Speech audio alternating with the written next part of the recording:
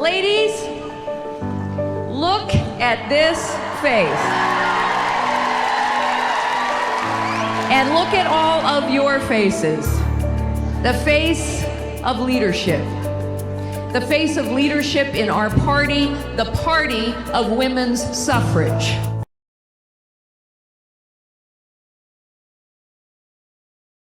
Now, many of our Christians have what I call the goo-goo syndrome. Good government. They want everybody to vote. I don't want everybody to vote. Elections are not won by a majority of people. They never have been from the beginning of our country, and they are not now. As a matter of fact, our leverage in the elections, quite candidly, goes up as the voting populace goes down.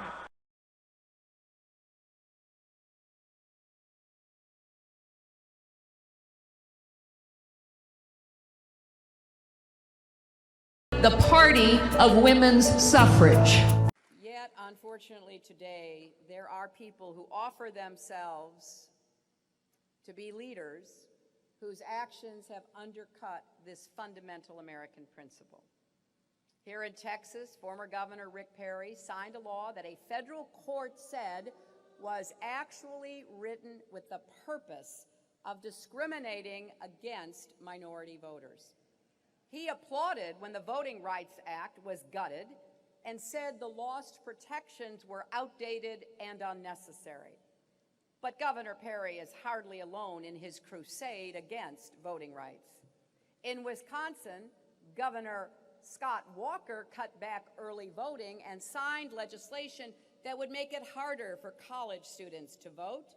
In New Jersey, Governor Chris Christie vetoed legislation to extend early voting. And in Florida, when Jeb Bush was governor, state authorities conducted a deeply flawed purge of voters before the presidential election in 2000. Today, Republicans are systematically and deliberately trying to stop millions of American citizens from voting.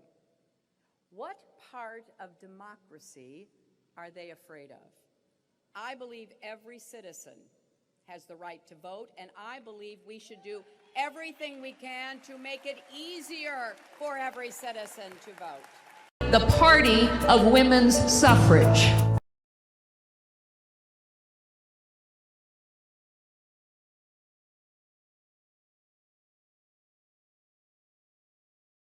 What would you rather have if you were a Republican candidate and the nominee for president? Would you rather have Rick Scott in Florida overseeing the voting mechanism or Charlie Crist? Would you rather have Scott Walker in Wisconsin overseeing the voting mechanism, or would you rather have Mary Burke? Who would you rather have in Ohio? John Kasich or Ed Fitzgerald? The party of women's suffrage.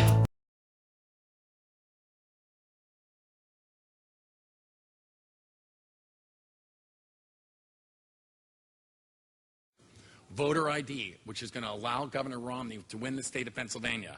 Done.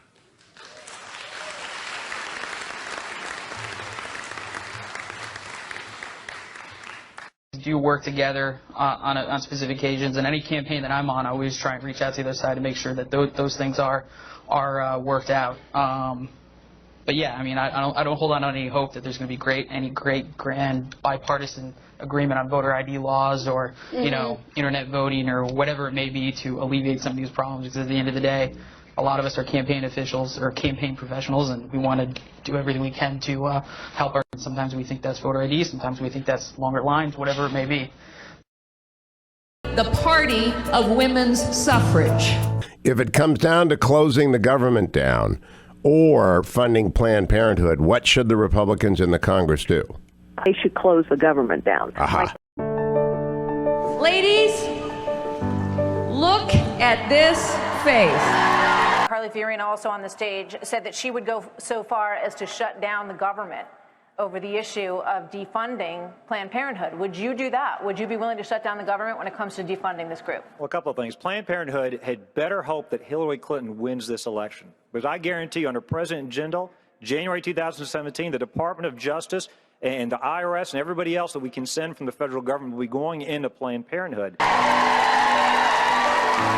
And look at all of your faces. This bill is going to do nothing to help children avoid abuse. It's going to do nothing to help families. What this bill does is call out and chastise women who have babies who are unmarried. And we're stigmatizing these women even further at a time when we're taking away access to family planning services so that people who don't want to be parents can plan and space their babies.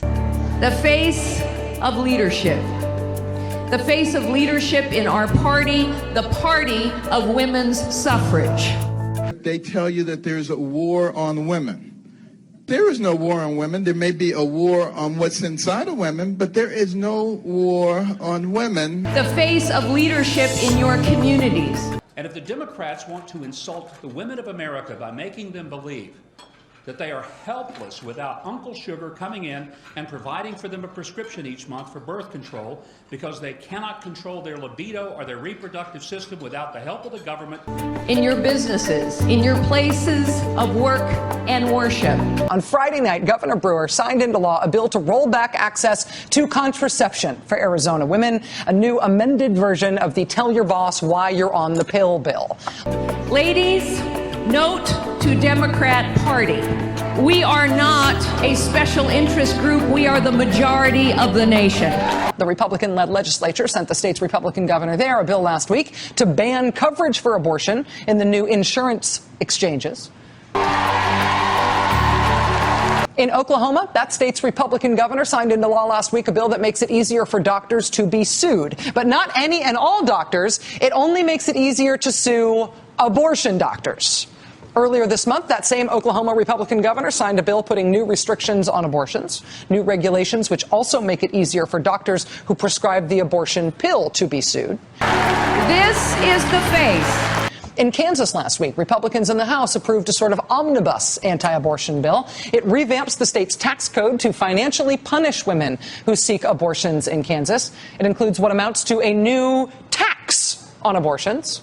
There's also some personhood-style language in the Kansas bill suggesting that a fertilized egg is a person in Kansas.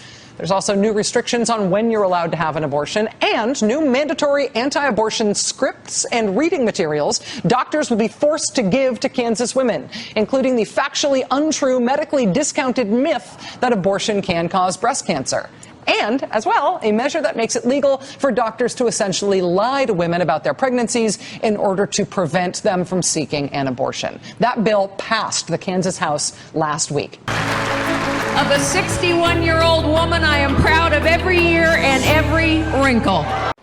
One of the things I will talk about that no president has talked about before is I think the dangers of contraception in this country, the whole sexual libertine idea. And many in the Christian faith have said, well, that's okay. I mean, contraception's okay. It's not okay because it's a license to do things in the sexual realm that is counter to how things are supposed to be.